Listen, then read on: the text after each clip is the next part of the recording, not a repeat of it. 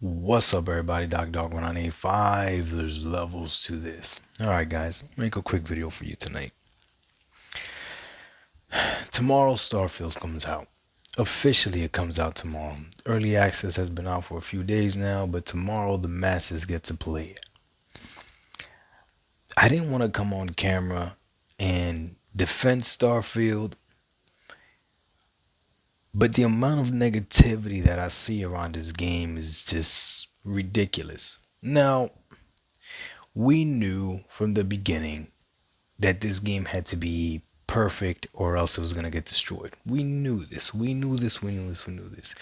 And to be fair, it is, you could put blame on the developers of this game and the publishers of this game or anyone that spoke about this game and they touted it as the next best thing since sliced bread, to include the fan base as well, right? There was plenty of Xbox fans that were saying how this game was going to be, phenomenal, all this other stuff, okay?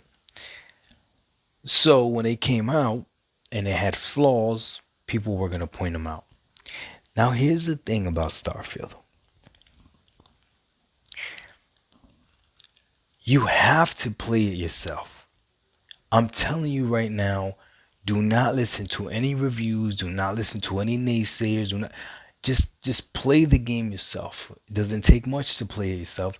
Play the game yourself. Don't stream it, don't talk to anybody else when you play it. Just literally sit down, play the game and see what happens. If after you play the game yourself, you actually don't like the game, then that's on you. Here's the thing. The critiques that people are talking about when it comes to this game, a lot of them are based in truth. However, the game is still phenomenal. I can't put this damn game down. I can't. I can't. All I think about is wanting to play this game again and again. And I've played it on my I've played it on my Asus ROG Ally, and I've recently reconnected my Xbox Series X because I just moved. And I'm playing it on that as well. And the game is just phenomenal. I have videos on my channel when my son is playing it, and that's the thing about these Bethesda games that I learned when I played Fallout 3 is that you play these games however you want, whatever your style is. Like I was telling my son today, for whatever reason, I decided that I'm gonna make a collection of guns inside my ship. So when I pick up different guns, I just drop them specifically in this corner of my ship, and I have all these guns on this one corner of my ship. I don't put them in the cargo, none of that. They're all right there. And whenever I go do a mission or whatever, I look at whatever gun I want, I pick it up right off the ground and I go. And when I come back from the mission, the guns are still there. No, doesn't matter where I go. So I know I used to make fun about collecting sandwiches, right? While I don't collect sandwiches, I collect guns. And the game allows me to do that. And it's little minor simple things like that that matter. That matter. I posted a picture on Twitter of how I remade myself. So you could go to this one place, pay the dude $500 credit, and you could do plastic surgery on yourself or whatever. The character that I made wasn't as good as what I thought it was. I saw some other people that really recreated themselves. I went ahead, recreated myself. Just small things like that, man. Just small things like that. People talk about this game and the limitations that it has, right? I want to explain something to you, okay?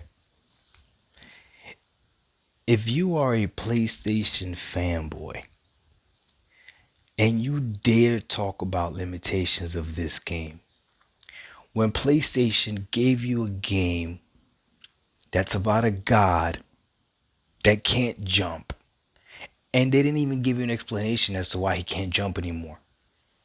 You just started playing 2018 God of War, he just couldn't jump. There was no explanation. There's no reason as to why he just couldn't jump. That's limitations in the game. That's a limiting game. When you have a game that gives you a mechanism like a grapple hook, and you can only grapple surfaces that are yellow to insult your intelligence, as if you can't tell what you could grapple, what you can't grapple. That's limitations in the game. I'm talking about Horizon Forbidden West, okay? Even in God of War Ragnarok, there's specific walls that you could jump and grab, and they have markings on them. Those are the walls that you could jump on. Again, insulting your intelligence. If you play something like Uncharted, same thing. They're yellow. The walls are yellow wherever you could grab or whatever. These are games with limitations. You not being able to fly across the galaxy to another planet, and apparently somebody did it. You could fly. It just takes forever to fly. And yes, you clip through the planet or whatever. But it's like, yo, what more do you want this game to do? What more do you want this game to do?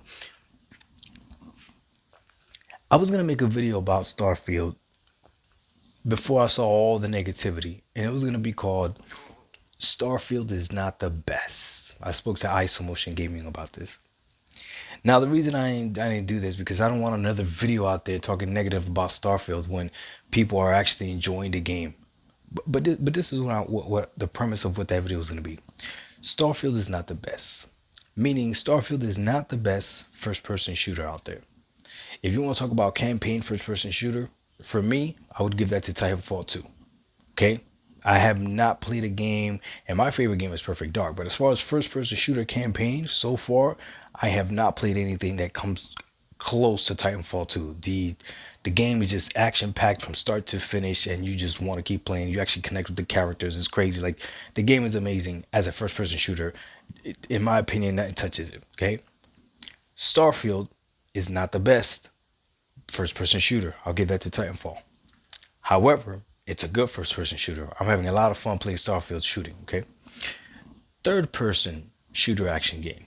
For me, I would give those to Uncharted. Some people would say Tomb Raider, but I like Uncharted. I'm not using a bow and arrow in Tomb Raider. Sometimes you gotta use a bow and arrow. You guys already know how I feel about bow and arrows. Only Horizon Zero Dawn is the only game with a bow and arrow that I actually felt comfortable using.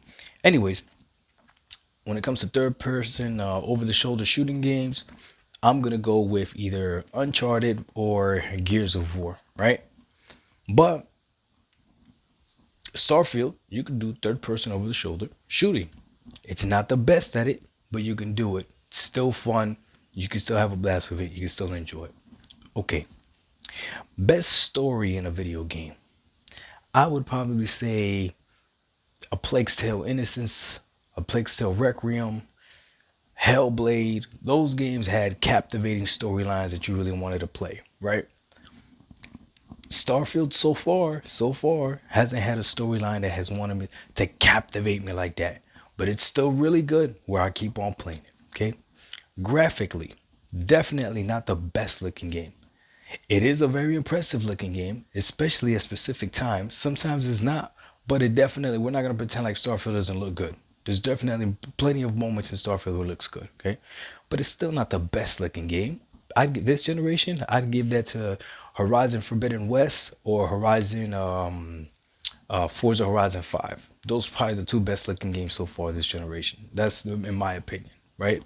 So RPG elements, okay? Customization elements, all this stuff. Starfield is not the best, I would say. But it still does all of those things in one game. Aerial dogfights, aerial space battles, right?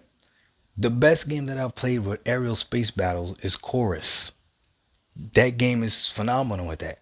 Starfield is not as good as Chorus in aerial space battles, but it's still good at aerial space battles. So that's the difference. So when this game gets a 7 out of 10, right? Shout out to IGN. When this game gets a 7 out of 10, you got to understand all the different elements that this game is doing. It is still phenomenal. And you could play this game in first person if you wish. Play this game in third person if you wish. You could play this game aggressive if you want. You could play this game as an empath if you want, which I just, for whatever reason, I chose to be an empath. I don't know why. Don't ask me. You could play this game however you wish to play this game.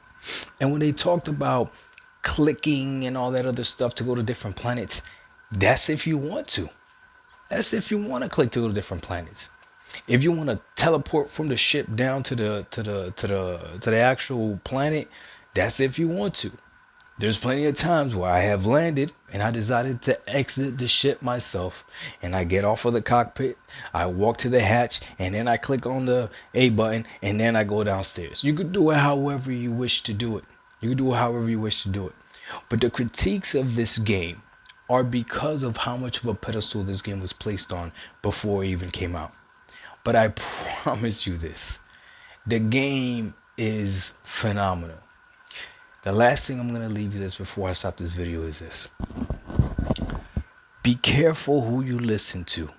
When somebody is telling you that this game is trash and they've spent over 20 hours on this game, I'm going to say this as nicely as possible. Anybody that thinks this game is trash, yet wasted 20 hours of their precious life before they decided this game is trash, is not a very smart person. I'm sorry if that hurts your feelings. But it took you 20 hours to finally realize that this game is trash. And then you make a video saying that this game is trash.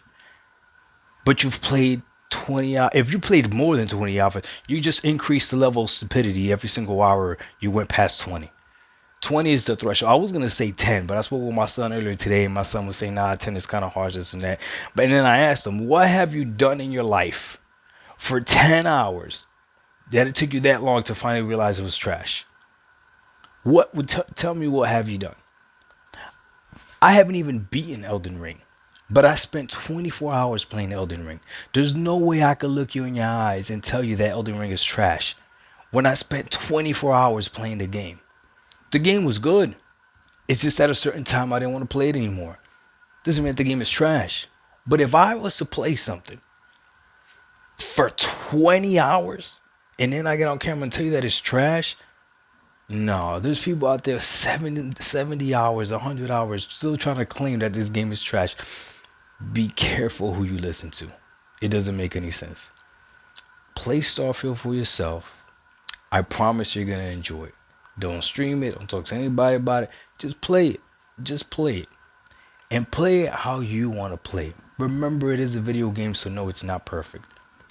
The lesson that Xbox has to learn from this is everything you say will and can be used against you.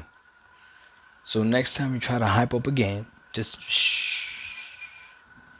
Let the game do the talking. Dog 1985, there's levels to this. We out. Peace.